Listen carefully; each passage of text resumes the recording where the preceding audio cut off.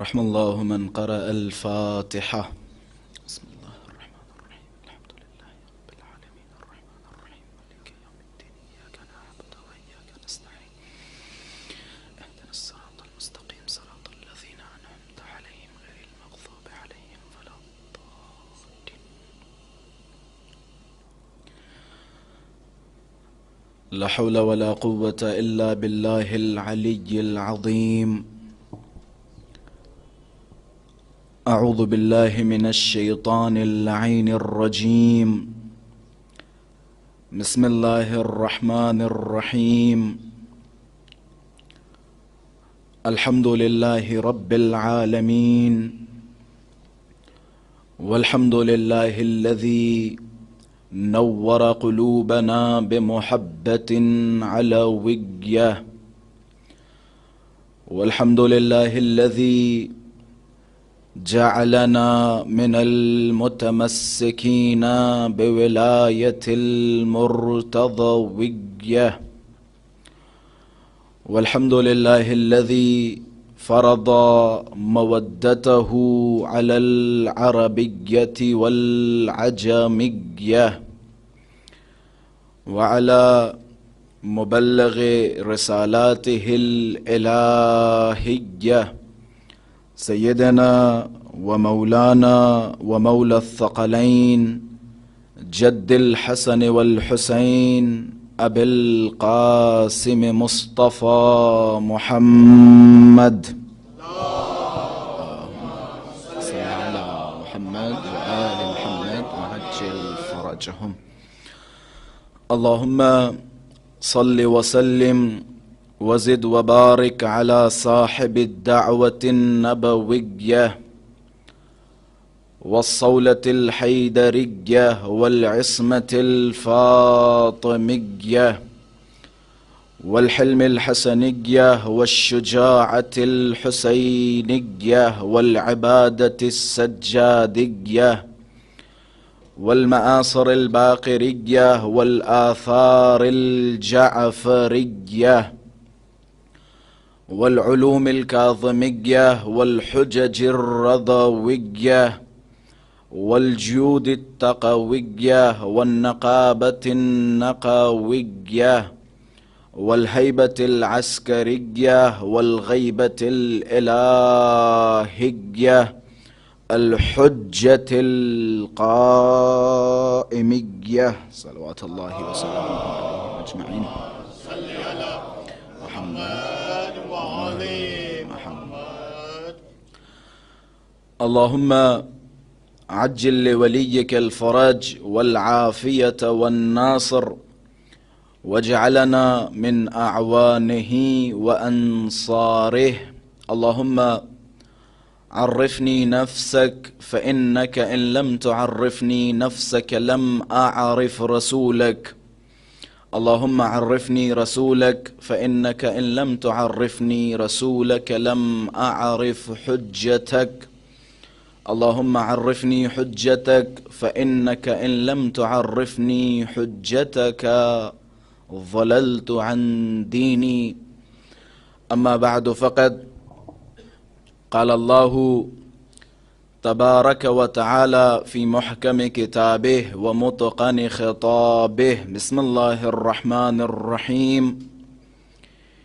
إنا عرضنا الأمانة على السماوات والأرض والجبال فأبين أن يحملنها وأشفقن منها وحملها الإنسان إنه كان ظلوما جهولا. صدق الله العلي العظيم. صلوات.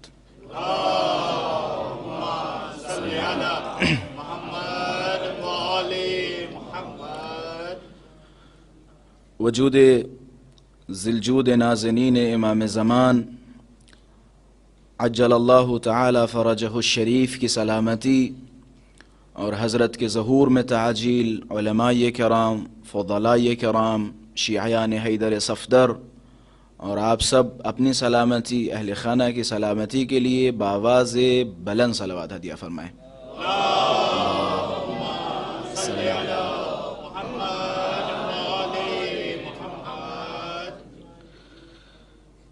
عزیزان محترم، اللہ تبارک و تعالی نے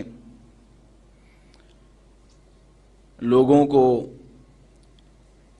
ایک بہترین نعمت عطا فرمائی، جو نعمت خداوند متعال نے امانت کی صورت میں دی۔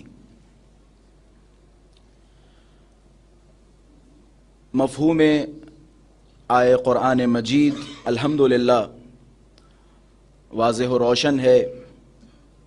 اللہ تبارک و تعالی اس آئے کریمہ میں جس امانت کا تذکرہ فرما رہا ہے، اس امانت سے مراد اہل بیت اطہار کی شخصیتیں یا ولایت اہل بیت اطہار ہے۔ امام رضا علیہ السلام کی شہادت کا موقع ہے۔ اس آئے کریمہ پر اس سے پہلے کہ میں گفتگو کو آگے بڑھاؤں، حضرت کا خوبصورت جملہ اسی آئے کریمہ کی حوالے سے۔ حضرت امام رضا علیہ السلام فرماتے ہیں، اس آئے کریمہ میں اللہ تبارک و تعالی نے جس امانت کا تذکرہ فرمایا، الامانہ ہی ولایہ، وہ امانت کہ جس کا تذکرہ اس آئے کریمہ میں ہوا، وہ امانت کوئی اور نہیں ہے۔ ہرگز یہ مت سمجھیے گا کہ امانت سے مراد اللہ تبارک و تعالی کا کوئی ایک ذکر ہے یا نماز ہے، روزہ ہے، حج ہے، زکوٰۃ ہے، صوم ہے۔ ہرگز یہ مراد نہیں ہے۔ امانت سے مراد امام رضا علیہ السلام فرماتے ہیں، ہی الولایہ، وہ ولایت آل محمد ہے۔ من ادعاہا بغیر حق فقد کفر، یہ ایک ایسی امانت، ایک ایسی ولایت ہے، ہر وہ انسان جو بغیر حق اس امانت کا دعویٰ کرے وہ کافر ہے۔ یہ امام رضا کے جملات ہیں اسی آیہ کریمہ کے حوالے سے۔ شب شہادت مولا رضا بھی ہے۔ مولا رضا فرماتی ہے، الامانہ ہی ولایہ، اس آیہ کریمہ میں امانت سے مراد ولایت آل محمد ہے۔ من ادعاہا بغیر حق فقط کفر۔ بعض اوقات گفتگو ہوتی ہے کہ فلاں صاحب کافر تھے، فلاں صاحب مشرک تھے، نہیں جناب فلاں صاحب مومن تھے، فلاں صاحب مسلمان تھے، فلاں صاحب لا الہ الا اللہ کا اقرار فرماتے تھے۔ امام رضا علیہ السلام نے چہار چوب دے دی، باؤنڈریز دے دی۔ امام رضا نے فرمایا، جو بھی اس امانت کا دعویٰ کرے جبکہ وہ حقدار نہیں ہے اور اس امانت کا دعویٰ کرے، فقط کفر، وہ کافر ہے۔ آپ ذرا مدینے کے گلیوں میں جائیے اور دیکھیے، سب سے پہلے کفار کی فہرست کے وہ کون لوگ تھے جنہوں نے اس امانت کا بغیر حق دعویٰ کیا۔ ان کا حق نہیں تھا، اس امانت کی عظمت ہے۔ روایات میرے سامنے بھری پڑی ہیں، بہت ساری روایات ہیں جن کا خلاصہ یہ ہے کہ جب یہ امانت انبیاء کے سامنے پیش کی گئی تو انبیاء کے بدن لرزنے لگے۔ جناب ابراہیم کے سامنے جب امانت ولایت رکھی گئی، جناب ابراہیم اس مقام کی عظمت کو دیکھ کے لرز گئے، آواز دی، اے میرے پروردگارا، یہ کس کا مقام ہے، یہ کس کی عظمت ہے؟ آواز غیبی آئی، اے ابراہیم، یہ ولایت ائمہ اطہار ہے، یہ ولایت علی ابن ابی طالب ہے، یہ مقام علی ابن ابی طالب ہے، یہ مقام حسن مجتبی ہے، یہ مقام حسین شہید بکربلا ہے، یہ مقام فاطمہ الزہرا ہے۔ کہتے ابراہیم علیہ السلام نے جب اس مقام کو دیکھا، خواہش کی، کیا خواہش کی؟ یہ خواہش کی کہ پروردگارہ مجھے علی جیسا بنا، یہ خواہش کی کہ مجھے حسن جیسا بنا، نہیں، خواہش کی، یا رب اجعلنی من شیعتہ، مجھے علی کے شیعوں میں قرار دے۔ اس مقام کی عظمت اتنی بلند و بالا ہے کہ اے میرے پروردگارہ مجھے علی کے شیعوں میں قرار دے۔ بنابر روایت فی تفسیر القمی، وہ جو قرآن مجید کی مشہور و معروف آیہ کریمہ ہے، وَإِنَّ مِن شِيعَتِهِ لَإِبْرَاهِيمَ، کہ اس سے مراد یہی ہے کہ ابراہیم علی ابن ابی طالب کے شیعوں میں سے ہیں۔ اللہ اکبر. یہ امانت کی عظمت ہے. انشاءاللہ آنے والی مجالس میں بیان کروں گا. جناب آدم علیہ السلام نے جب آسمانوں کی طرف دیکھا کہ پروردگارہ یہ نور، میں نے بیان کیا تھا کل، محدقین فی العرش، اللہ تبارک و تعالی نے انہیں پیدا کیا، ان کے نور کو بنایا اور اپنے آسمانوں کی زینت قرار دی. جس طرح سے ستارے آسمانوں کی زینت ہیں، اسی طرح اللہ تبارک و تعالی نے عرش الہی کا زینت اگر کسی کو قرار دیا ہے تو وہ نور ائمہ اطہار ہیں. عرش الہی کی زینت قرار دیا. کہتے جناب آدم کی نظر اس مقام کی طرف پڑی، جناب آدم کے دل میں ایک خواہش ظاہر ہوئی، ایک خواہش ہوئی، اور خواہش کی اے کاش میرا مقام ان جیسا ہوتا. بڑی ذمہ داری کے ساتھ اور سخت الفاظ آپ کے سامنے بیان کر رہا ہوں. جناب آدم نے ایک نظر ڈالی اور خواہش کی، تمنا کیا، میرے پروردگارہ کاش میرا بھی مقام علی جیسا ہوتا، میرا بھی مقام فاطمہ جیسا ہوتا، میرا بھی مقام حسن حسین جیسا ہوتا، ان جیسا ہوتا، ان جیسی عظمت ہوتی. آواز غیبی آئی، یا آدم ایاک ان تتمنى مکانہ، خبردار ان کے مقام و منزلت کی تمنا نہ کرنا. یہ اللہ تبارک و تعالی نے مخصوص بنائے ہیں کہ جن جیسا مقام کسی کو عطا نہیں کیا جا سکتا.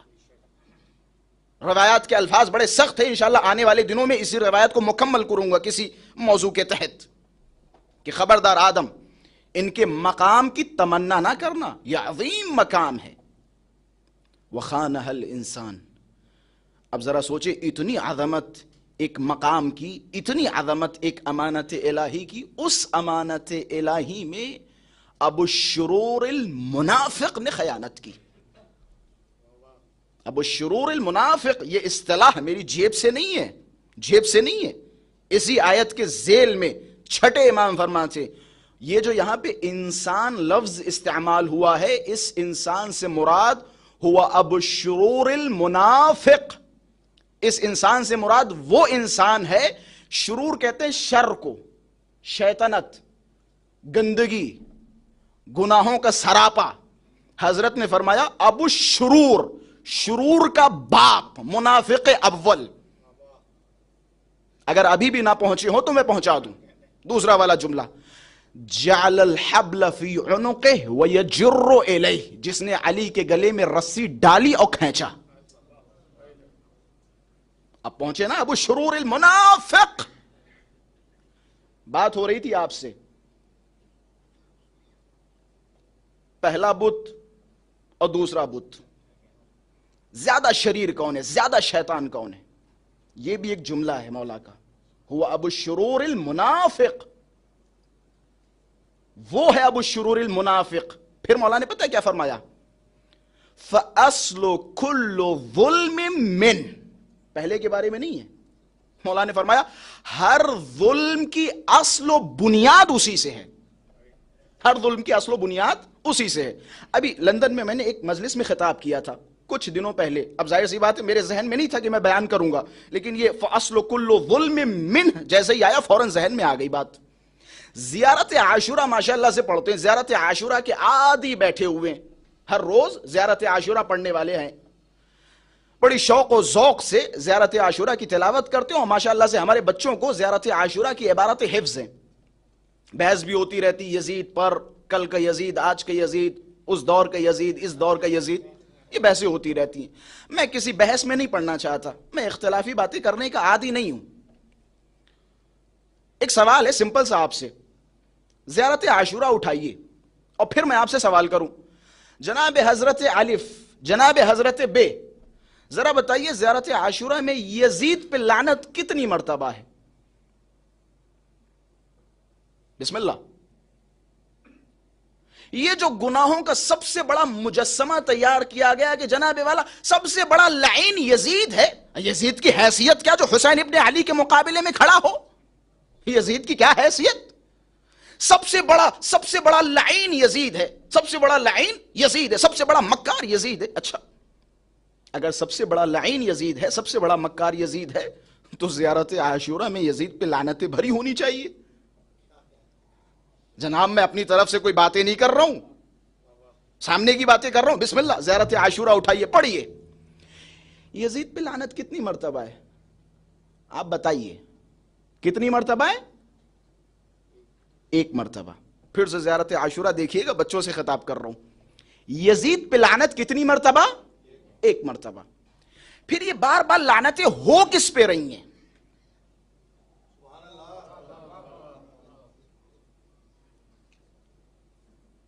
قابل غور باتیں ہیں. یہ بار بار زیارت عاشورہ میں کس پہ لعنت ہو رہی ہیں؟ بقول آپ کے آج کے یزید پہ لعنت ہو رہی؟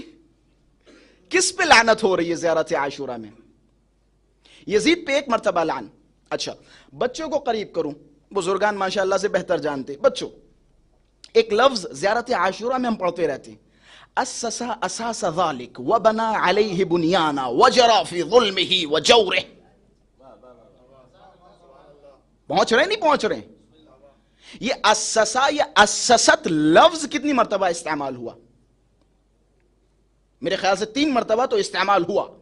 لیکن اس کے علاوہ بھی 2-4 جملے ایسے ہیں کہ جو اس بات پہ دلالت کرتے ہیں کہ امام بار بار لعنت یزید پہ نہیں بلکہ اس پہ لعنت کر رہے ہیں کہ جس نے ظلم کی بنیاد رکھی، جس نے ظلم کی بنیاد رکھی. اللہم لعن اول ظالم ظلم حق محمد وآل محمد وآخر تابع له على ذلك. یہ اول ظالم کون ہے؟ کون ہے اول ظالم؟ یہ آخر ظالم کون ہے؟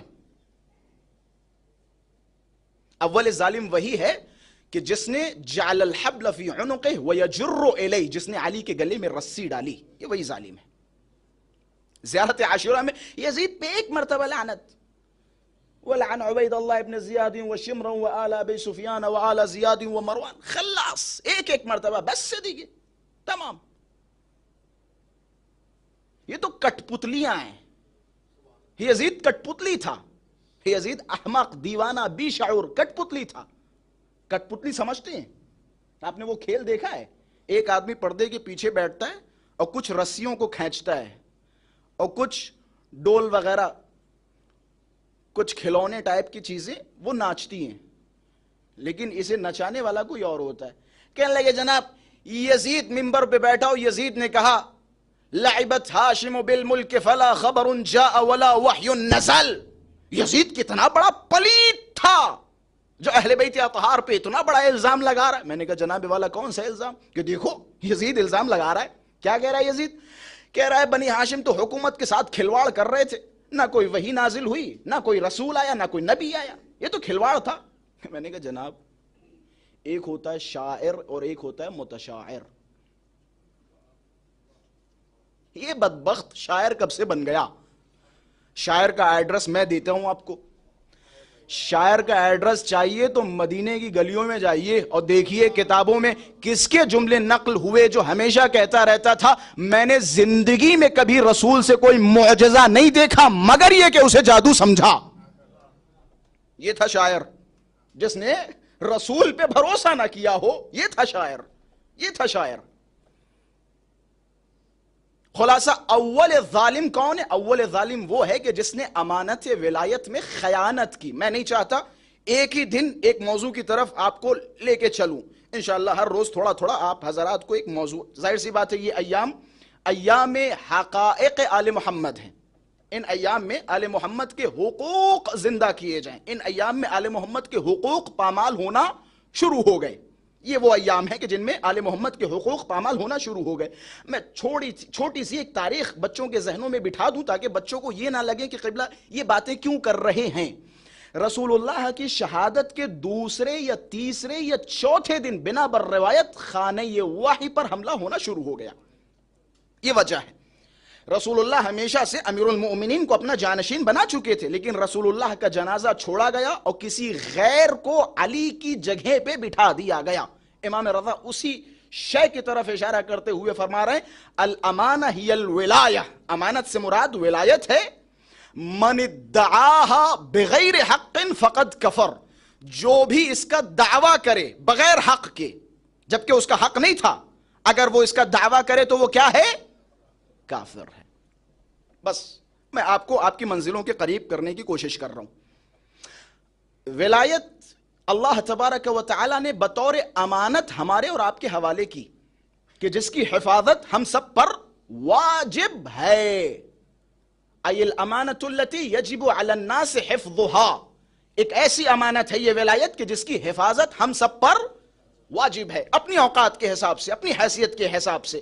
اگر ہم اس امانت کی حفاظت مجلس میں شرکت کرنے کے ذریعے کر سکتے تو شرکت کریں، اگر پیسوں کے ذریعے کر سکتے تو پیسہ خرچ کریں، اگر زبان کے ذریعے سے کر سکتے ہیں تو زبان خرچ کریں، اگر اپنے وجود کے ذریعے کر سکتے ہیں تو اپنا وجود خرچ کریں۔ بقول جب 5ویں امام یا 6ٹھے امام کے پاس ایک صاحب آیا اور آنے کے بعد کہنے لگے مولا ہم امام حسین کی آواز استغاثہ پہ اگر لبیک کہنا چاہیں تو کیسے کہیں؟ مولا نے کہا بڑا آسان ہے، بڑا آسان ہے، میں بتاتا ہوں طریقہ۔ کلیجے پہ ہاتھ رکھو، مولا کی طرف خطاب کرو، کہ یا ابا عبداللہ الحسین ان کان لم یجبک بدنی عند استغاثک فقد اجابک روحی وقلبی وسمعی وبصری وہوائی۔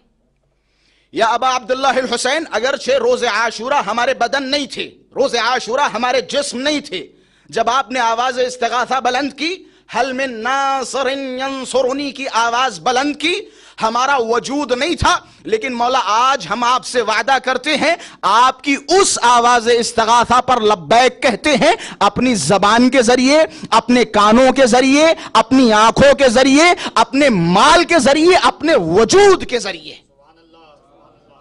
یہ مجلسوں میں آنا آپ کا امام حسین کے لیے لبیک کہنا ہے، حسین کے نام پہ آنسو بہانا یہ آپ کا ابا عبداللہ الحسین کے لیے لبیک کہنا ہے۔ اسی طرح امانت ولایت کی حفاظت ہر طرح سے، جس طرح سے آپ کر سکتے ہیں امانت ولایت کی حفاظت کریں۔ ولایت اہل بیت اطہار در حقیقت ایک نعمت ہے جو خداوند متعال نے امانت کی صورت میں تمہیں دی۔ نعمت اور امانت میں بڑا فرق ہے۔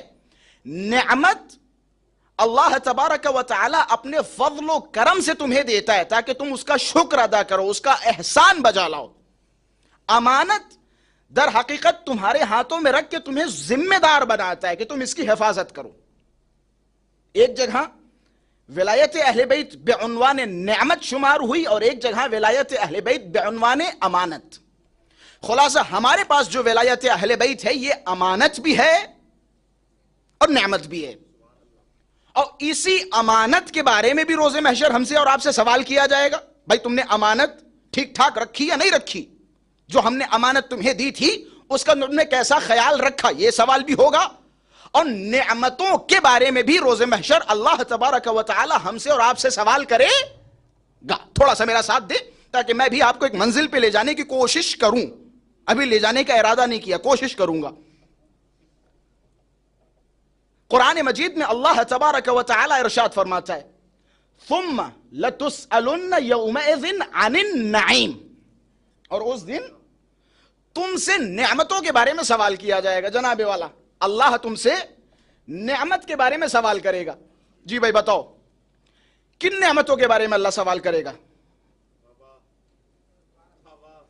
تمہارے کھانے کے بارے میں اللہ سوال کرے گا، جناب بتاؤ ہم نے جو تمہیں بہترین پہاڑی مرغا دیا تھا کیسا تھا؟ یہ سوال تم سے کرے گا۔ کل جو نہاری کھلائی تھی وہ نہاری کیسی تھی؟ اگرچہ اذیت کنندہ تھی لیکن تھی نہاری۔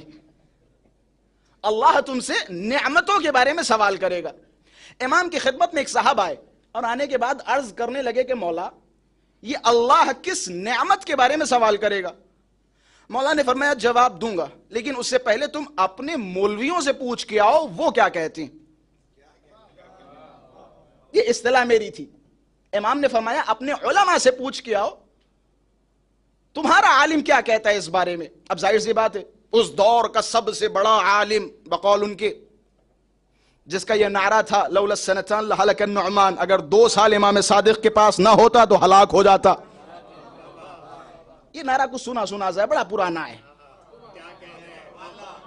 وہ فرق اتنا ہے کوئی 1 مرتبہ کہتا ہے، کوئی 57 مرتبہ کہتا ہے،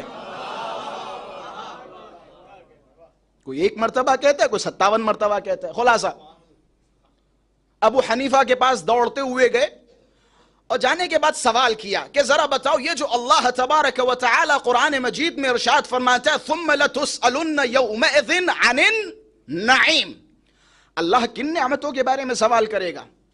بڑے غرور و گھمنڈ و تکبر کے ساتھ ان اللہ تبارک و تعالی لیسأل عن عبادہ عن الطعام اللذیذ وعن الماء البارد. یہ جواب تھا کہ اللہ تبارک و تعالی روز محشر لوگوں سے اچھی غذاؤں کے بارے میں سوال کرے گا، ٹھنڈے پانی کے بارے میں سوال کرے گا. ذرا بتاؤ وہ جو ہم نے تمہیں ٹھنڈا ٹھنڈا کول پانی دیا تھا کیسا تھا؟ وہ جو ہم نے تمہیں بہترین مرغ و مسلم عطا کیے تھے وہ کیسے تھے؟ یہ جواب لے کے آ گئے مولا کے پاس. مولا نے پوچھا ہاں بھائی کیا جواب ملا؟ کہ ابو حنیفہ صاحب نے یہ جواب دیا کہ کیا جواب؟ کہ اللہ تبارک و تعالی روز محشر لذیذ کھانوں کے بارے میں سوال کرے گا. دیکھیں اپنا اپنا ذوق ہے. لذیذ کھانوں کے بارے میں سوال کرے گا، اللہ ٹھنڈے پانی کے بارے میں سوال کرے گا. یہ جواب دیتے جا رہے تھے، مولا مسکراتے جا رہے تھے.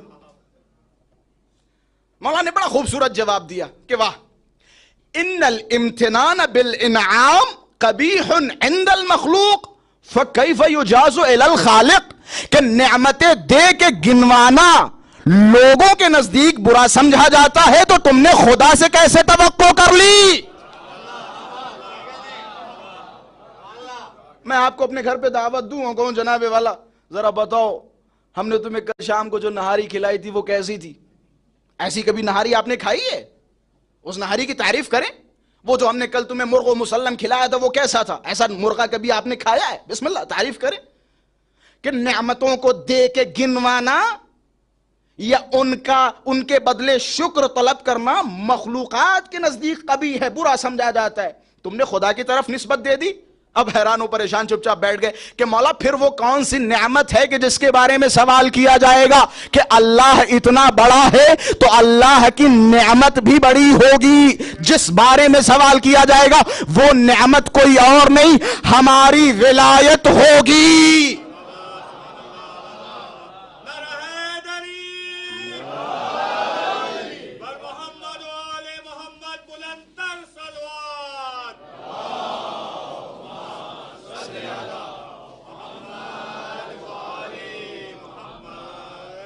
وہ ہماری ولایت ہوگی کہ جس کے بارے میں سوال کیا جائے گا. اذا کان یوم القیامہ نصب الصراط علی جہنم، جب قیامت کا منظر ہوگا جہنم کے اوپر ایک پل بنا دیا جائے گا. میں جب چھوٹا تھا کبھی کبھی ذاکروں سے سنتا تھا جنت کا ٹکٹ جنت کا ٹکٹ، تو جملہ بڑا عجیب لگتا تھا. اور خاص کر کے جو اصلاحی مزاج رکھتے ہیں ان کے لیے بڑا عجیب اور بڑا آکورڈ سا جملہ ہوتا ہے کہ ہمیں جناب والا ولایت کو جنت کا ٹکٹ بنا دیا. یہ لفظ کبھی کبھی برا لگتا تھا. لیکن جب بڑا ہوا میں نے خود کتابیں کھولی، میں نے کہا واہ یہ تو مولا کے الفاظ ہیں، مولا کے الفاظ ہیں. جواز کسے کہتے ہیں؟ جواز پاسپورٹ کو بھی کہتے ہیں، ویزے کو بعض اوقات بھی کہتے ہیں، ٹکٹ کو بھی بعض اوقات کہتے ہیں. جواز بطاقہ، جواز السفر، اس میں ٹکٹ بھی آتا ہے، ویزا بھی آتا ہے اور پاسپورٹ بھی آتا ہے.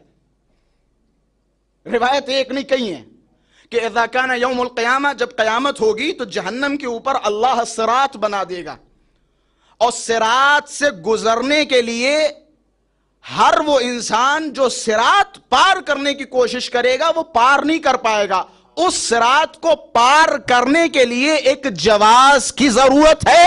وَجَوَازُ وِلَایَةُ عَلِيُّ بْنِ أَبِي طَالِبٍ، اس صراط کا جواز اور ٹکٹ علی ابن ابی طالب کی ولایت ہوگی.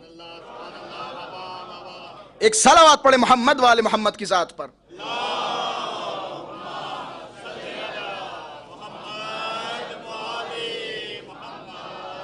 خلاصہ یہ امانت الہی ہے جو ہمارے اور آپ کے ہاتھوں میں اللہ تبارک و تعالی نے رکھی.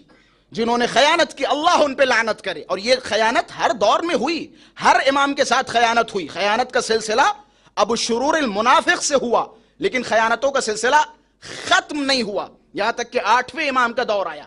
8ویں امام کے دور میں خیانتوں کی عجیب و غریب حالت تھی، عجیب و غریب حالت تھی. جہاں امام رضا کا دشمن مأمون جیسا تھا، خدا لعنت کرے، دشمن مأمون جیسا. دوست امام رضا کے کچھ تھے جو جاہل تھے. ایک تو دشمن مأمون جیسا اور دوست جاہل. دوست جاہل. امام رضا علیہ الصلوۃ والسلام نے, میں تھوڑی سی تاریخ بیان کروں گا جو بہت کم بیان کی جاتی ہے.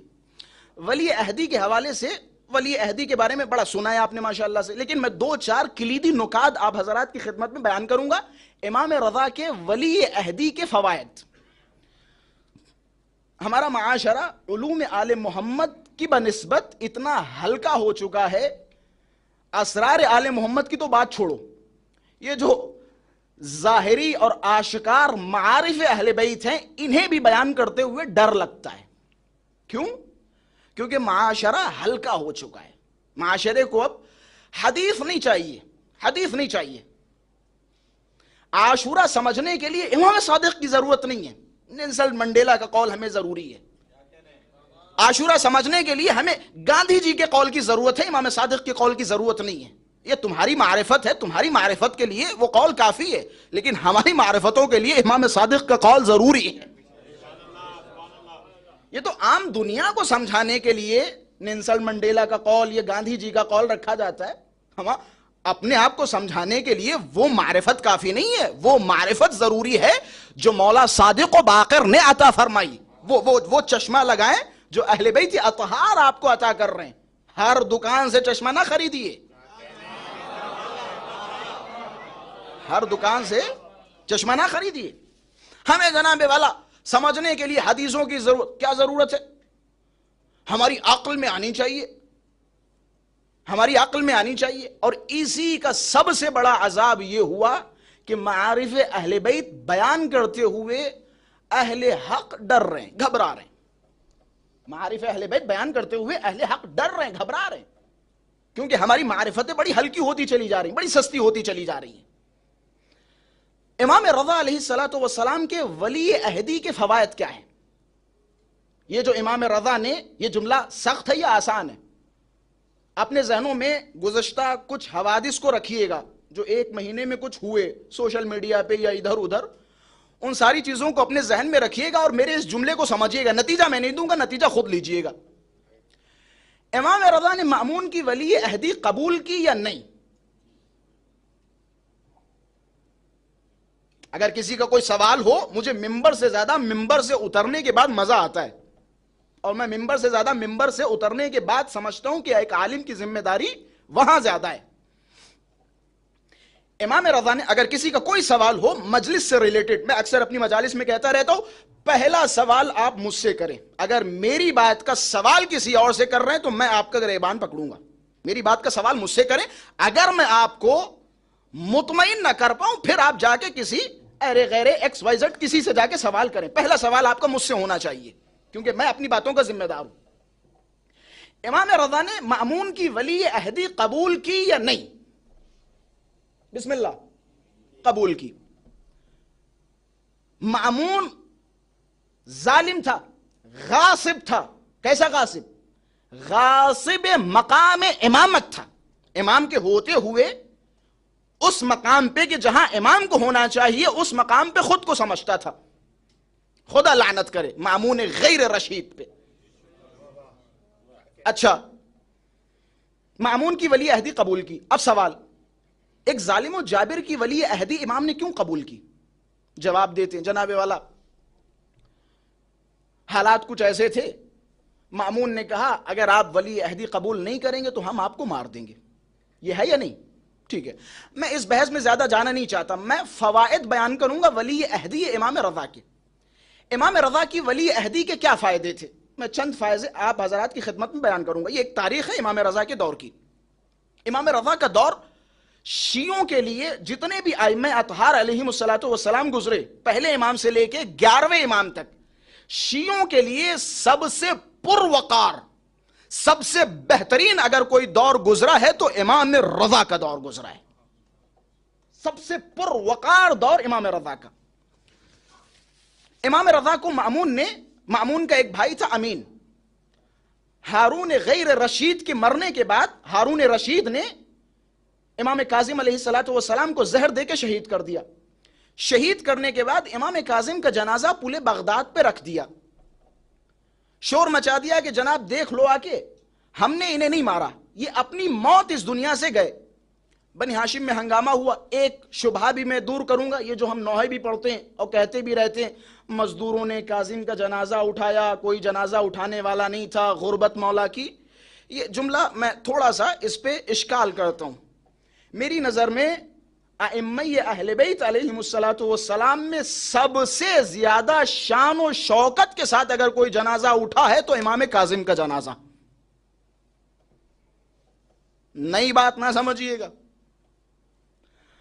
مزدور جہاں زہر دیا وہاں سے اٹھا کے پورے بغداد پہ رکھا, یہ مزدوروں کا کام تھا. لیکن اس کے بعد جب ہنگامہ ہوا دور دور تک بنی ہاشم تک آوازیں پہنچی, خبریں پہنچی, کہتے بھیڑ لگ گئی تھی بنی ہاشم کی, تلواریں نکال لی کہ ہم انتقام لیں گے مولا کا.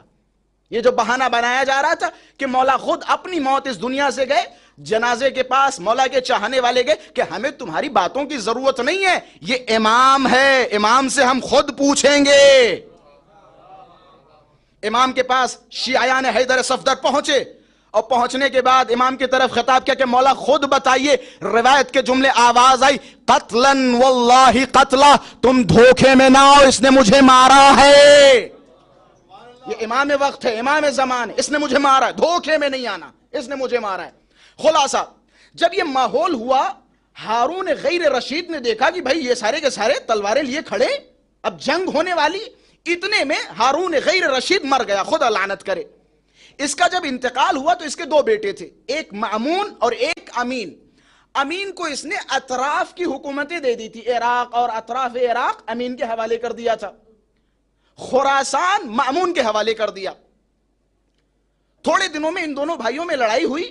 اس لڑائی کا نتیجہ یہ ہوا کہ مأمون نے امین کو مار ڈالا. مارنے کے بعد امین کا سر خراسان میں جو اس کا دربار تھا, دربار کے دروازے پہ لٹکا دیا. جو بھی آئے پہلے اس سر کو دے کے پھر آئے. یہ ایک ہیبت طاری کر دی. اور سوچو وہ آدمی جو خلافت کے چکر میں اپنے بھائی کو نہ چھوڑے تو وہ تمہیں کیسے چھوڑے گا. یہ خوف طاری کر دیا, وحشت طاری کر دی. خلاصہ پھر اس نے دیکھا کہ بہت سارے لوگ مأمون کے خلاف ہیں. کیوں خلاف ہیں؟ کیونکہ اس کے باپ نے امام کاظم کو مارا تھا. ابھی بھی بنی ہاشم کی تلواریں کھلی ہوئی ہیں, بنی ہاشم بدلہ لینا چاہ رہے ہیں. اس نے اس فتنے کو خاموش کرنے کے لیے امام رضا کو خط لکھنے شروع کیے. بس میں کڑی سے کڑی ملا کے نتیجہ آپ حضرات کے سامنے رکھنے کی کوشش کر رہا ہوں. پھر اس نے کیا کیا؟ امام رضا کو خط لکھنے شروع کیے. اس کے دو اس کے مقصد تھے. ایک تو یہ کہ امام رضا کے آنے سے ہماری حکومت کو تقویت مل جائے گی, ایک. دوسرا وہ بنی ہاشم جو میری جان کے پیاسے ہیں وہ سارے کے سارے خاموش ہو جائیں گے. امام رضا کو بزور اس نے خراسان بلایا. جب امام رضا خراسان پہنچے تو سب سے پہلا جو اس کا آفر تھا امام کے لیے وہ یہی تھا کہ آپ خلافت کی کرسی پہ بیٹھیے. یہ کس کا تھا؟ مأمون کا آفر تھا امام رضا کے لیے کہ بسم اللہ یہ خلافت آپ کے حوالے. مولا نے فرمایا کہ ذرا یہ بتا تو خلافت کا حقدار تھا یا نہیں تھا؟ میں جملے دے رہا ہوں, تو خلافت کا حقدار تھا یا نہیں تھا؟ اگر تو خلافت کا حقدار ہے تو پھر خلافت مجھے کیوں دے رہا ہے؟ اگر تو خلافت کا حقدار نہیں ہے, یہ مقام کسی اور کا تھا, تو اتنے دن بیٹھا کیسے؟ اب اگر مجھے دینا چاہتا ہے تو پہلے لوگوں کے سامنے اقرار جرم کر. پہلے اقرار جرم کر, پہلے بتا کہ یہ جو منصب میں نے لیا تھا یہ منصب غصبی تھا, یہ کسی اور کا مقام تھا, کہ پہلے اقرار کر پھر میں اس منصب پہ بیٹھوں گا. امام نے انکار کر دیا, بڑا اصرار کیا, امام نے انکار کیا. پھر آخر میں اس نے ولی عہدی کی پیشنہاد رکھی. امام نے اس سے بھی انکار کیا کہ میں تیرا ولی عہد بنوں. انکار کرنے کے بعد اس نے بہت اصرار کیا اور آخر میں وہی بات آئی کہ جس بات سے ڈر تھا. امام کی گردن پہ تلوار, اگر آپ نہیں قبول کرتے تو آپ کو مار دیا جائے گا. امام نے قرآن مجید کی آیت کریمہ کی تلاوت فرمائی. اپنے آپ کو تہلکے میں نہ ڈالو, اپنے آپ کو ہلاکت میں نہ ڈالو, یعنی جان کی حفاظت واجب ہے, لازم ہے. امام نے کہا ٹھیک ہے میں تیری ولی عہدی قبول کروں گا, لیکن میری کچھ شرطیں ہیں. پہلی شرط یہ ہے کہ میرے معاملات میں تو دخالت نہ کرنا, اس صورت میں میں تیری اس ولی عہدی کو قبول کروں گا. خلاصہ یہ پوری حکومت تشکیل پائی, مامون غیر رشید حاکم بنا, امام رضا کو ولی عہد بنایا گیا. فضل بن سہل, یہ میں بتا رہا ہوں امام رضا کی ولی عہدی کے فوائد. میں نے ایک جملہ کہا تھا ذمہ داری کے ساتھ, پھر اس جملے کو دوہرا رہا ہوں. شیعوں کے لیے سب سے پروقار اور سب سے فائدہ مند دور امام رضا کا تھا شیعوں کے لیے, جس میں شیعت بڑی ترویج پائی, جس میں شیعت خوب بڑھی, شیعت نے خوب عروج کیا. ولی عہد امام رضا کو بنایا. فضل بن سہل جو حسن بن سہل کا بھائی تھا, یہ مسلمان ہوا تھا یحییٰ برمکی کے ہاتھوں. یہ بھی ایک جوک ہے, جو خود اول درجے کا منافق ہو وہ مسلمان کیسے کرے گا. بعض اوقات کہتے ہیں نا فلاں صاحب نے ایران فتح کیا, میں نے کہا ان صاحب کو کس نے کب فتح کیا؟ وہ صاحب خود بھی فتح شدہ تھے یا نہیں تھے؟ وہ صاحب خود بھی تھے یا تھے نہیں تھے؟ جو صاحب خود ہمیشہ رسول کی رسالت پہ شک کرتے آئے ہوں, وہ کیسا مسلمان کسی کو بنائیں گے؟ خلاصہ یحییٰ برمکی بدنام ترین انسان تھا, منافق ترین انسان تھا. اس کے بارے میں پتہ ہے کیا کہا جاتا ہے؟ فضل بن سہل اور حسن بن سہل, اس کے لیے تاریخ میں ایک اصطلاح استعمال ہوئی, کان من صناعت برمک. یہ میڈ ان برمک تھے, یہ مسلمان میڈ ان برمک مسلمان تھے, یحییٰ برمکی کے ہاتھوں مسلمان ہوئے تھے. اتنے منافق ترین شخص تھے. اور یہ دونوں بھائی امام رضا کے سب سے پکے والے دشمن تھے. ایک فائدہ اس کا عہدہ کیا تھا فضل بن سہل کا؟ ایک تو یہ وزیر خارجہ تھا, مامون کا وزیر خارجہ تھا. دوسرا اس کے پاس عہدہ تھا رئیس ارتش, فوج کا یہ سردار تھا. یہ دو عہدے, اور ایک منسٹری میں, ایک حکومت میں یہ دو عہدے سب سے بڑے عہدے مانے جاتے, پاورفل عہدے مانے جاتے. وزیر دفاع, ڈیفنس منسٹر کائنڈ آف, یہ فضل بن سہل تھا. امام رضا کا عہدہ ظاہر سی بات اس سے بڑا ہے. امام رضا کا یہ بہت بڑا دشمن تھا. اس کا ایک ارادہ یہ تھا کہ جو بھی علی یا علی کا چاہنے والا ہو اسے میں خراسان سے ختم کر دوں گا. اس کا ایک ارادہ تھا, جہاں جہاں شیعہ ہوں انہیں ختم کیا جائے. اور اسی نے جلودی کو مدینے بھجوایا تھا حملہ کرنے کے لیے اور بنی ہاشم کی عورتوں کے زیورات چھیننے کے لیے. وہ تاریخ انشاءاللہ اگر وقت رہا تو میں بیان کروں گا. اتنا سرسخت امام رضا کا دشمن تھا. خلاصہ فضل بن سہل اور حسن بن سہل. حسن بن سہل بغداد میں تھا, فضل ابن سہل جس کے پاس دو عہدے تھے. اسے تاریخ میں کہا جاتا ہے ذو الریاستین, دو عہدوں والا. اس کے پاس دو عہدے تھے. امام رضا کا عہدہ اس سے بڑا تھا, ظاہر سی بات ہے. یہ امام رضا کے انڈر کنٹرول تھا. ایک ولی عہدی کا فائدہ, امام رضا کی نظر اس پہ رہے گی تاکہ یہ شیعوں کے خلاف کوئی پروپیگنڈے نہ کر پائے. چلو یہ بھی بیان کر دوں. جب یہ حکومت تشکیل پائی, وزیر بنا دیے گئے, مامون نے 4000 لوگوں کو بلایا. امام ظاہر سی بات ہے کہیں بھی رہے اپنی امامت سے تو دستبردار ہو نہیں سکتا, حق بیانی سے تو دستبردار ہو نہیں سکتا. 4000 لوگ آئے. بڑی غور سے سنیے گا اور الفاظ سے لذت لیجئے گا. لفاظی فضائل کنارے رکھیے, الفاظ سنیے مولا کے. 4000 لوگ آئے بیعت لینے کے لیے. ہاں بھائی بیعت لیجئے. کس کی؟ مامون کی. کس لیے؟ بعنوان حاکم, ہمارا خلیفہ مامون ہے. امام رضا کی بیعت کیجئے. کس عنوان سے؟ بعنوان ولی عہد. بیعت شروع ہوئی. ایک آ رہا ہے, 2 3 4 5 6 7 8 9 10 200 300 400 399 3999 لوگ بیعت کر کے چلے گئے. آخری بندہ ہے ایک جوان لڑکا. پہلے بیعت جو کر رہے تھے وہ ایسے ہاتھ رکھتے تھے, ایسے ایسے.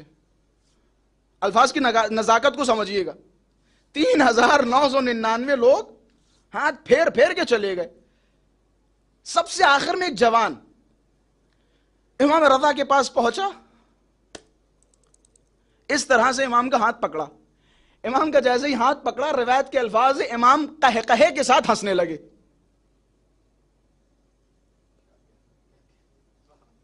امام قہقہے کے ساتھ ہنسنے لگے.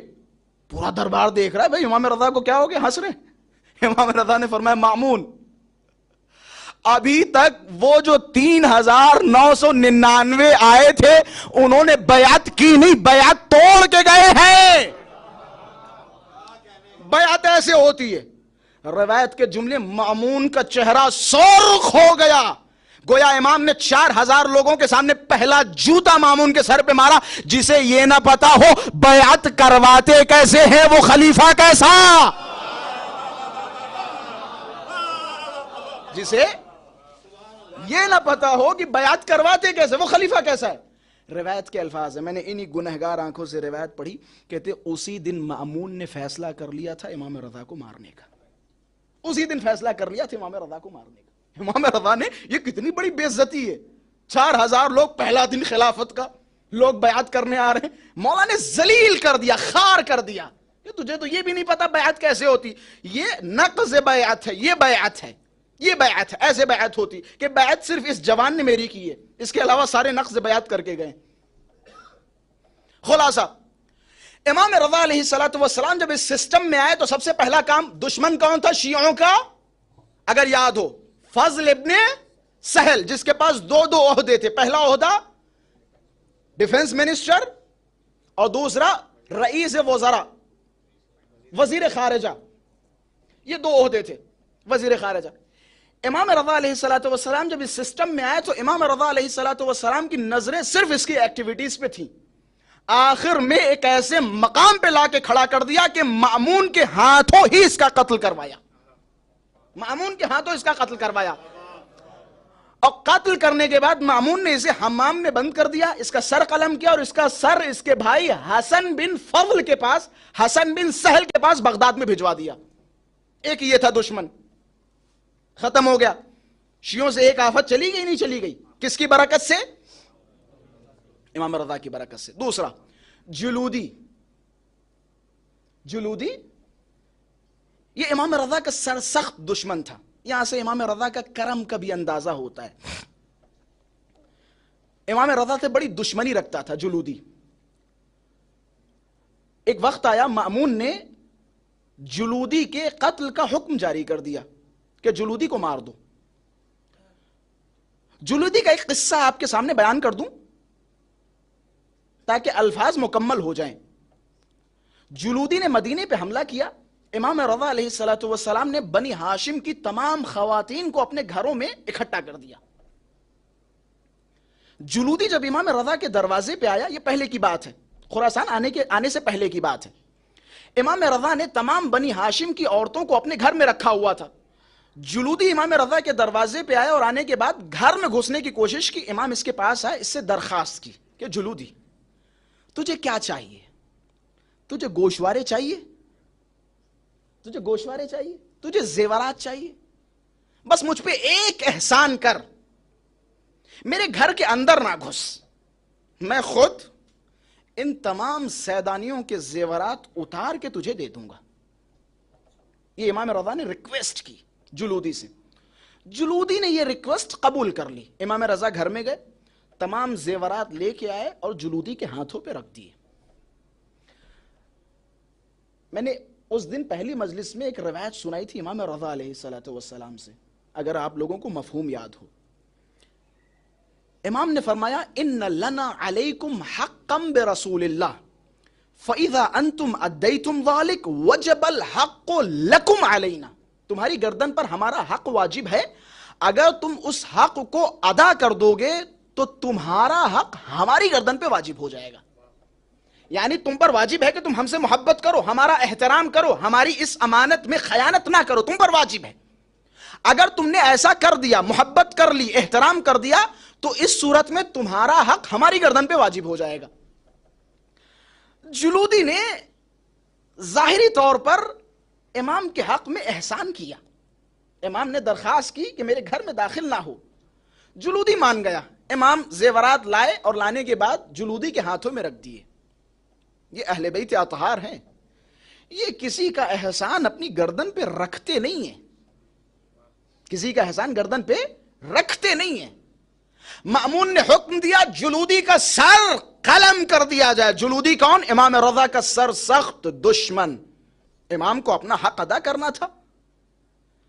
امام مأمون کے پاس گئے, مأمون کے کان میں کہا کہ اے مأمون, یہ مجھ پہ حق رکھتا ہے, میری درخواست ہے کہ تو اسے قتل نہ کر. امام رضا کا کرم،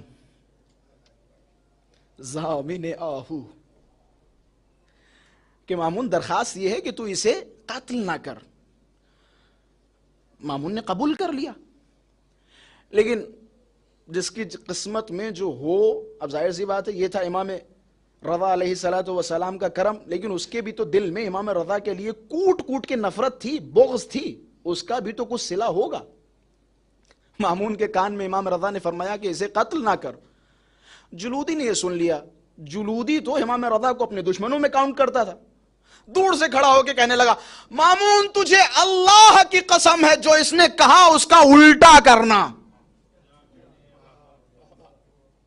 کہ مامون تجھے اللہ کی قسم ہے جو امام رضا نے فرمایا اس کا الٹا کرنا. امام رضا نے تو اپنا حق ادا کر دیا نا. اب اس کے دل میں جو بغض علی تھی، آل علی تھی، اس کی بھی تو سزا ملنی تھی. یہ امام رضا کے ولی عہدی کے فوائد. سارے دشمن ختم، سارے دشمن ختم ایک ولی عہدی کے ذریعے. ایک اور فائدہ امام رضا کی ولی عہدی کا، یہ تھوڑی میرے خیال سے سب کے سمجھنے والی باتیں نہیں ہیں، لیکن پھر بھی بیان کرتا چلوں. امام رضا کا دور، یا میں کہوں مأمون کا دور، ایک اکیڈمک دور تھا. ایک ایسا دور تھا کہ جہاں مأمون نے دیکھا کہ جناب والا امام صادق بڑی خدمتیں انجام دے کے گئے، امام باقر بڑی روایتیں اور بڑا کام چھوڑ کے گئے. ماحول انہوں نے بدل دیا ہے. کربلا سے پہلے کے حالات دیکھیے، کربلا کے بعد کے حالات دیکھیے. امام سجاد کے دور کے بارے میں ملتا ہے، ارتد الناس بعد الحسین الا ثلاث، کہ حسین کے بعد سارے کے سارے مرتد ہو گئے تھے، دین سے دور ہو گئے تھے، مگر یہ کہ 6-7 لوگ. یہ دور تھا. ذرا تصور کریں یہ دور کب تھا؟ چوتھے امام کے دور میں. چھٹے امام کا دور آیا جہاں آل محمد کے پاس ایک آدمی نہیں تھا، وہیں آل محمد کے درس میں 4000 شاگرد شرکت کرتے تھے. یہ دور کس نے چینج کیا؟ امام صادق نے. خوب علوم نشر کیے. مأمون نے جب دیکھا کہ آل محمد کا دروازہ وسیع ہو چکا ہے، لوگ دن بدن آل محمد کی طرف بھاگتے ہوئے جا رہے ہیں، اس نے حکم دیا کہ چلو بھائی یونان والی خرافات لے کے آؤ، یونان والی خرافات لے کے آؤ. اس نے یونان سے فلسفے کی جتنی کتابیں تھی وہ منگوائی. ذمہ داری کے ساتھ الفاظ کہہ رہا ہوں، یونان سے. یہ امام رضا کی ولی عہدی کے فوائد میں سے ایک فائدہ بتا رہا ہوں. یونان سے اس نے فلسفے کی کتابوں کو منگوایا اور انہیں عربی میں ترجمہ کروایا. یہ جو فلسفہ آج ہمارے درمیان عربی و فارسی میں موجود ہے، یہ مأمون کے مرہون منت ہے. مأمون نے ترجمہ کروایا. ذرا تاریخ پڑھیے، جا کے تاریخ پڑھیے، تھوڑی سی زحمت دیجیے اپنے آپ کو. یہ دیکھیں جناب والا، آپ نے اگر سمجھ لیا نا کہ ہم 1 گھنٹے کا بیان زیغم غربی سے سنیں گے ہمارا دین سنور جائے گا، تو حضرت الف آپ سے بڑا کوئی بے وقوف نہیں ہے. آپ سے بڑا کوئی بے وقوف نہیں ہے. دین مطلب اتنا ہلکا کہ ایک فلاں صاحب کے بیان سے دین حل ہو جائے گا. اہل تحقیق بنو، اہل جستجو بنو، خود پڑھنے کی عادت ڈالو، خود پڑھنے کی عادت ڈالو. ہمارا چھوٹا مولا فرماتا ہے آخر الزمان میں جو بھی جوان اہل تحقیق نہیں ہوگا وہ گمراہ ہو جائے گا. من دخل فی هذا الدین بالرجال اخرجہ الرجال کما دخلوہ فی. جو بھی اس دین میں فلاں صاحب کی بات سن کے آگے، فلاں صاحب سے بڑی عقیدت ہے، فلاں صاحب بڑے اچھے ہیں، فلاں صاحب کی داڑھی بڑی اچھی ہے، فلاں صاحب بڑا میٹھا بولتے ہیں، فلاں صاحب کی آنکھیں بڑی عشقی ہیں، فلاں صاحب سے بڑی محبت ہے. جو بھی دین میں فلاں صاحب کی وجہ سے آئے گا، فلاں صاحب بھی اسے دین سے نکال دیں گے اور ہوا بھی نہیں لگے گی. فلاں صاحب بھی دین سے نکال دیں گے، پتہ بھی نہیں چلے گا. لیکن وَمَن دَخَلَ فِي هَذَا الدِّينِ بِالْكِتَابِ وَالسُّنَّةِ زَالَتِ الْجِبَالُ قَبْلَ أَن يَزُولَ. لیکن جو بھی اس دین میں کتاب اور سنت سے داخل ہوگا، پہاڑ اپنی جگہ سے ہل جائے گا لیکن اس کا ایمان اپنی جگہ سے ہلے گا نہیں. اس کا ایمان اپنی جگہ سے ہلے گا نہیں. خلاصہ مأمون نے فلسفہ داخل کیا. فلسفے کی تاریخ پڑھیے جا کے، آپ دیکھیے کس طرح سے مأمون نے انویسٹنگ کی ہے فلسفے کے اوپر. ترجمہ کروایا. اس کے بھی بڑے نام ہیں مشہور و معروف جنہوں نے عربی میں ٹرانسلیٹ کیا فلسفے کو, یونانی. مأمون نے فلسفہ جب ٹرانسلیٹ کروایا تو باقاعدہ مأمون نے یہ اعلان کیا تھا جو جتنے صفحات ترجمہ کرے گا اس کا ترجمہ ترازو کے ایک طرف رکھا جائے گا, اس کے عوض سونا ایک طرف رکھا جائے گا. یہ دیا خود علامہ طباطبائی صاحب جو خود فلسفی عالم دین ہے, علامہ طباطبائی صاحب نے اپنی کتاب تفسیر المیزان میں اس بات کو کوٹ کیا ہے مقدمے میں کہ ابتدا میں فلسفہ آیا ہی اس لیے تھا تاکہ آل محمد کے دروازے کو بند کیا جا سکے, آل محمد کے دروازے کو بند کیا جا سکے. خلاصہ مأمون نے فلسفے پہ خوب انویسٹنگ کی. امام رضا کی ولی عہدی کا ایک فائدہ یہ ہے کہ جتنی یہ کاوشیں فلسفے پہ کرتا رہا, امام رضا اس فلسفے کا رد کرتے رہے اپنے دور میں. اور یہی وجہ ہے امام رضا علیہ السلام کے 18,000 مناظرے ملتی ہیں. 18,000 مناظرے. امام رضا علیہ السلام کے کتنے مناظرے؟ 18,000, جن میں سے بہت سارے مناظرے ہمارے پاس ہیں. یہ ایک دعویٰ تھا امیر المؤمنین کا. بس میں یہیں سے ختم کر رہا ہوں, بس ہماری مجلس اختتام تک آ چکی ہے.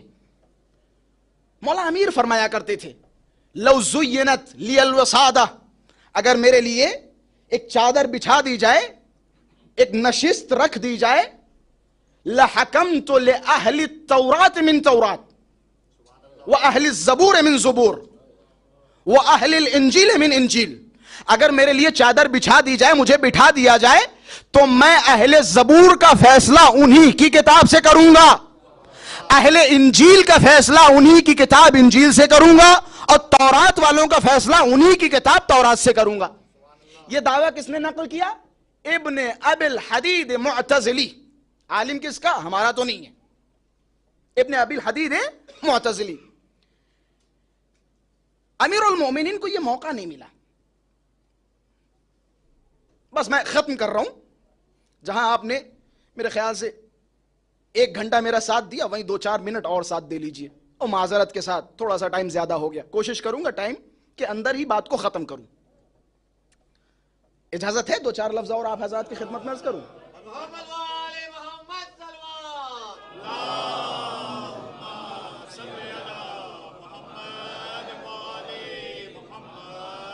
آپ نے جب بسم اللہ کہہ دیا تو اب جماعت والے مجھ سے کہیں گے نہیں آگا 5 منٹ زیادہ ہو گئے. اجازت آپ نے دی ہے. امیر المومنین کو موقع نہیں ملا, امام رضا کو موقع ملا. امام رضا کو موقع ملا. مأمون خود بڑا شوقیہ مزاج تھا, مناظرے کروایا کرتا تھا. اس کا 2 مقصد تھے. اگر امام رضا مناظرہ جیتتے ہیں مثال کے طور پہ, اگر جیتتے ہیں تو اس کی واہوائی, دیکھو بھائی ہمارے ولی عہد ہے. اگر امام رضا ہارتے ہیں تو بنی ہاشم کا چہرہ کالا ہوگا, ہمیں تم انہیں امام مانتے ہو, ان کی وجہ سے مرے جا رہے ہو, انہیں تو مناظرہ کرنا نہیں آتا. یہ مأمون کا ہدف تھا. لیکن کہیں نہ کہیں سے مأمون کو اسی کے دربار میں امام رضا ذلیل کرتے رہے. امیر المومنین کی خواہش یہ تھی کہ اگر میرے لیے وسادہ بچھا دیا جائے تو میں اہل تورات, اہل زبور, اہل انجیل کو انہی کی کتابوں سے فیصلے کر کے دکھاؤں. امام کو تو موقع نہیں ملا, لیکن امام رضا کو موقع ملا. اور امام رضا نے 18,000 سے زائد مناظرے کیے, ہر مذہب, ہر دھرم اور ہر دین کے لوگ سے. اہل کتاب میں جتنے بھی تھے سب سے آتے تھے اور امام رضا سے مناظرے کرتے تھے. امام رضا علیہ السلام دیکھیں, یہ سنت الہی ہے, سنت نبوی ہے. جو پہلے کے پاس ہے وہ آخری کے پاس ہے, جو درمیانی کے پاس ہے وہی آخری کے پاس ہے. سب کے اندر صفات و کوالٹیز ایک ہیں. بس میں آخری جملات آپ کی خدمت میں عرض کر رہا ہوں. حبیب خراسانی, بس میں اسی بات پہ مجلس کا اختتام کروں گا. حبیب خراسانی, بس بات کو جس طرح سے پہنچانے کی کوشش کر رہا ہوں اسی طرح سے اپنے تک پہنچائیے گا. حبیب خراسانی امام رضا کے خراسان آنے سے 2 دن پہلے اس نے خواب دیکھا. میں نے کہا تھا نا, یہ امانت جو رسول اللہ کی شکل میں دی گئی وہی امانت سیم ٹو سیم امام رضا کی شکل میں ہم تک پہنچائی گئی. حبیب خراسانی نے امام رضا کے خراسان آنے سے پہلے 2 دن پہلے خواب دیکھا. اس نے خواب دیکھا کہ میں حج کے لیے تشریف لے جا رہا ہوں. حج کے درمیان میں نے دیکھا رسول اللہ ایک خیمے میں بیٹھے ہوئے اور عمومی ملاقات کا وقت دیا ہوا ہے. لوگ حج کر کر کے بھاگتے ہوئے رسول اللہ سے ملنے جا رہے ہیں کہ میں نے بھی جلدی جلدی فٹافٹ حج ختم کیا اور میں گیا. میں جب گیا تو حضرت رسول اعظم مسجد اباذر میں بیٹھے ہوئے تھے. میں لائن میں کھڑا ہو گیا, صفیں چلتی رہیں. جب میرا نمبر آیا تو میں نے دیکھا لوگ رسول گرامی کے ہاتھ پیر چوم رہے. میں رسول گرامی کے پاس بیٹھا. تھوڑی سی بیداری سے سنیے گا, آخری نتائج ہے. میں رسول گرامی کے پاس پہنچا, میں نے رسول اللہ کے ہاتھ کو چھوما, پیروں کو چھوما, پیشانی کو چھوما, اور جیسے ہی رسول اللہ کے پاس سے چلا میں نے دیکھا رسول اللہ کے پاس ایک تشت رکھا ہوا تھا, کھجوروں سے بھرا تشت رکھا ہوا تھا. میں جیسے ہی چلا رسول اللہ نے ایک مٹھی اٹھائی اور کھجور میرے ہاتھوں میں رکھ دیے. میں جیسے ہی باہر نکلا میں نے گنے 18 کھجور تھے. یہ خواب کب دیکھا؟ امام رضا کے آنے سے 2 دن پہلے حبیب خراسانی نے. یہ بھی ہمارا بندہ نہیں ہے, 2 دن پہلے خواب دیکھا. رسول اللہ نے خواب میں اسے 18 کھجور دیے. امام رضا نیشاپور پہنچے, ایک مقام پہ خیمہ لگا, امام رضا کو بٹھا دیا گیا. کہا گیا جس کو ملنا ہو امام رضا سے ملنے کے لیے آؤ. ایک ایک امام رضا سے ملنے کے لیے آتے رہے. پہنچ رہے نا باتیں جہاں پہنچانے کی کوشش کر رہا ہوں. ایک ایک کر کے امام رضا کے پاس آتا رہا. حبیب خراسانی کہتا میں بھی دوڑتے ہوئے امام کے پاس پہنچا. میں جیسے ہی امام کے پاس پہنچا میں نے جو خواب میں دیکھا تھا وہی جلالت مجھے نظر آئی. وہی جلالت مجھے نظر آئی. میں نے ہاتھوں کو چوما. جیسے ہی ہاتھوں کو چوما کہ خدا کی قسم امام رضا کے پاس کھجوروں کا تشت رکھا ہوا تھا. یہ وہی تشت تھا جو میں نے خواب میں رسول کے پاس دیکھا. اللہ اکبر. وہی تشت جو خواب میں رسول کے پاس تھا. کہتے جیسے ہی میں نے امام کی زیارت کی, امام نے ایک مٹھی کھجور اٹھائے اور میرے ہاتھوں پہ رکھ دیے. میں نے فوراً گننا شروع کیے. کیا دیکھا؟ جتنے کھجور رسول نے دیے تھے اتنے ہی کھجور امام رضا نے عطا کیے. بھائی ابھی نقطہ اب تک پہنچا نہیں ہے, نقطہ نہیں پہنچا ہے. امام رضا نے اتنے ہی کھجور دیے جتنے رسول نے دیے تھے. حبیب خراسانی کہتا ہے میں مسکراتے ہوئے امام کی خدمت میں پہنچا. میں نے کہا یا امام رضا تھوڑے کھجور اور دے دیجئے. بس جیسے ہی کہنا تھا امام کے چہرے پہ مسکراہٹ کہ اگر میرے نانا نے زیادہ دیے ہوتے.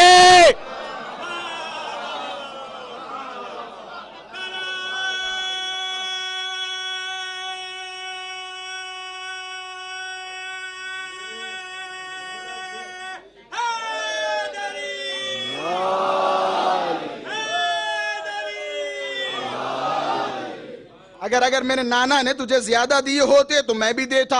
اب یاد آیا وہ حدیث, یمن سے مال غنیمت آیا تھا اور مال غنیمت کی کیفیت یہ تھی کہ سونا و چاندی و ہیرو جواہرات میں تھا. امیر المؤمنین کے ہاتھوں میں رسول گرامی نے رکھ دیا کہ بانٹ دو علی.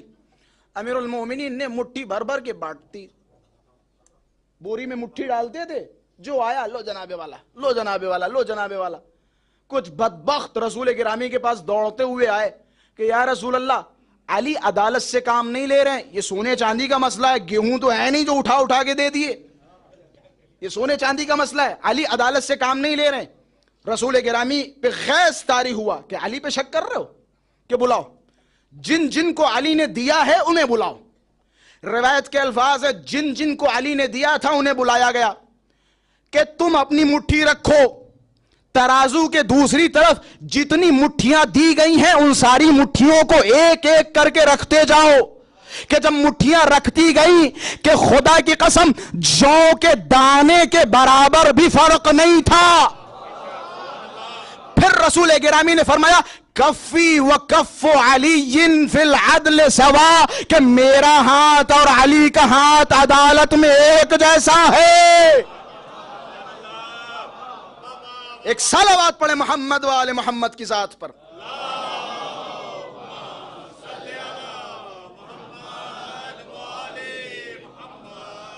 بس میرا وقت ہو چکا ہے. کفی و کف علی فی العدل سوا, میرا ہاتھ اور علی ابن ابی طالب کا ہاتھ عدالت میں ایک جیسا ہے. جتنے کھجور خواب میں رسول اعظم نے دیے تھے اتنے ہی کھجور علی رضا نے تمہارے ہاتھوں پہ رکھے. اگر میرا نانا تمہیں زیادہ عطا کرتا تو میں بھی تمہیں زیادہ دیتا.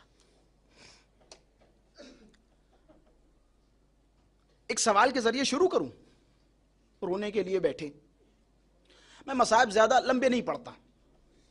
ایک سوال،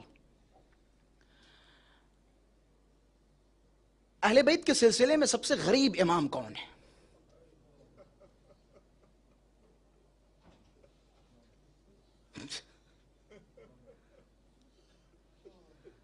سب سے غریب امام کون ہے؟ ایک زیارت میں جملہ پڑھتے ہیں، السلام علیک یا غریب الغرباء.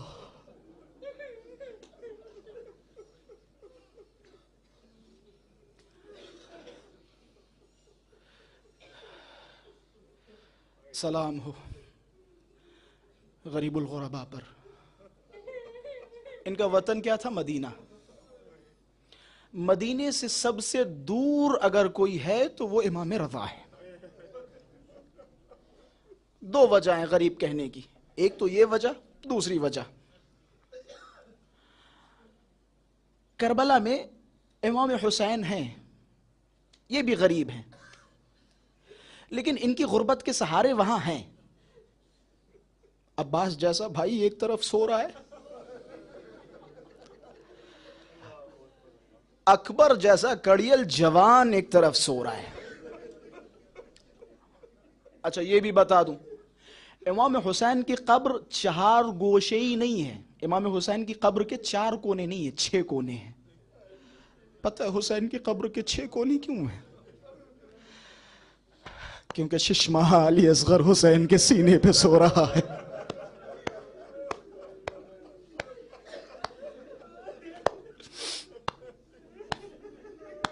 سلام ہے مولا رضا آپ پر.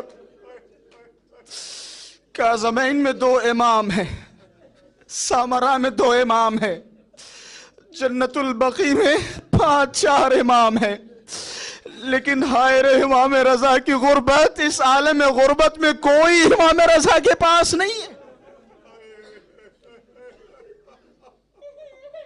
ایک دوسرا پہلو بیان کروں، دوسرا پہلو.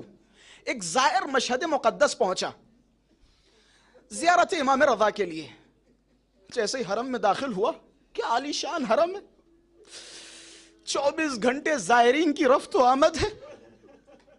زیارت پڑھنے کھڑا ہوا، السلام علیکم یا غریب الغرباء. آنکھوں میں آنسو آ گئے کہ مولا آپ کو غریب الغرباء کہا جا رہا ہے، لیکن جب میں آپ کے پاس پہنچا تو آپ کا عالی شان حرم تھا. جب آپ کے پاس پہنچا، ہزاروں کی تعداد میں آپ کے حرم کے اطراف خادمین دوڑ لگا رہے ہیں. مولا آپ کو اگر غریب دیکھنے ہو تو جنت البقیع تشریف لائیے.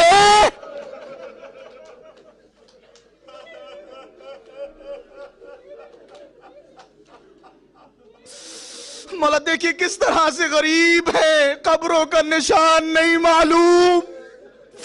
اگر کوئی زیارت کے ارادے سے جاتا ہے، جس طرح اس 4 سالہ بچی سکینہ کے تازیانے مارے جاتے تھے، آج بھی مولا انہی کی سنت پہ عمل کرتے ہوئے زائرین کے کوڑے لگائے جاتے ہیں.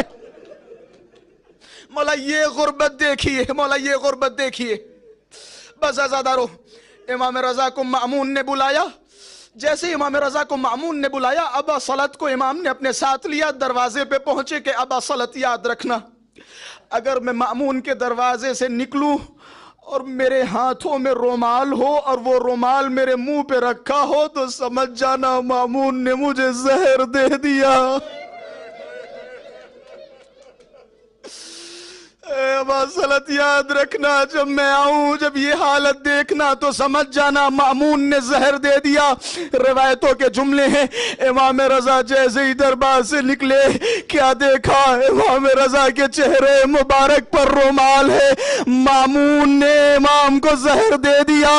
ابا صلت نے سوال کیا، امام نے انگلی کا اشارہ کیا کہ اے ابا صلت، اب تمہارے مولا میں بولنے کی سکت نہیں ہے. اللہ اکبر، اللہ اکبر. امام نے ابا سلط کو بلایا کہ یاد رکھو میرا بیٹا میرے جنازے پہ آئے گا، میرا بیٹا مجھے غسل دے گا، میرا بیٹا مجھے کفن دے گا، میرا بیٹا میری نماز پڑھائے گا، میرا بیٹا جب آئے گا نا تو مجھے گلے سے لگا لے گا، کلیجے سے لگا لے گا۔ بس آزادو ایسا ہی ہوا، امام تشریف لائے، اپنے بابا کو غسل دیا، اپنے بابا کو کفن دیا، اپنے بابا کی نماز پڑھائی، قبر میں اتارا، غریب طوس کو طوس کی زمین پہ اتارا، بس شہدائیوں کا کلیجہ ٹوٹ گیا، ہاتھوں کو جوڑا، مولا آپ کو غریب طوس کہا جاتا ہے لیکن بیٹا تو تھا نا، غسل دینے والا تھا نا، کفن دینے والا تھا نا، نماز پڑھانے والا تھا نا، لیکن ہائے رے کربلا،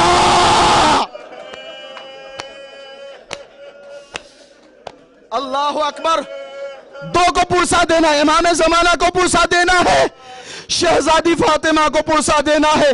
آپ کو پتہ ہے، احساس دلاؤں، ایک اور شخصیت کو آج پرسا دینا ہے، معصومہ قوم کو، امام رضا کی بہن کو۔ تاریخ میں دو بہنیں ہیں جنہوں نے اپنے بھائیوں کے عشق میں سفر کیا، ایک معصومہ قوم ہے، ایک زینب علیہ مقام۔ تھوڑا سا ساتھ دے میرا، ایک زینب علیہ مقام۔ معصومہ قم جب نکلی ہے نا، قم کی سرزمین کے پاس پہنچی، اچانک کسی نے خبر دی، اے معصومہ آپ کا بھیا مار دیا گیا۔ روایت کے جملے ہیں، معصومہ زمین پہ گری، غشتاری ہوا، لوگ آئے، معصومہ کو بیدار کرنے کی کوشش کی، آواز آئی انا للہ وَإِنَّا إِلَيْهِ رَاجِعُونَ۔ کیا ہوا کہ بھائی کی جدائی میں بہن تڑپ کے مر گئی۔ میں نے ہاتھوں کو جوڑا، معصومہ قوم آپ نے سنا،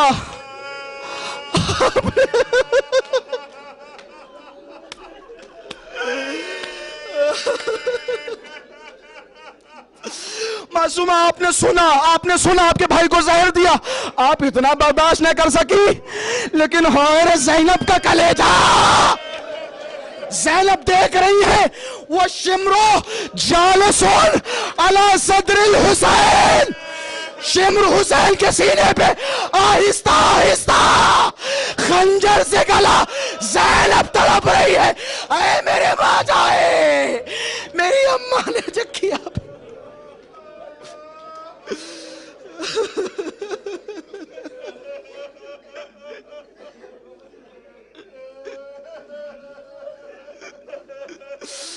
انا للہ و انا الیہ راجعون۔ یا امام رضا،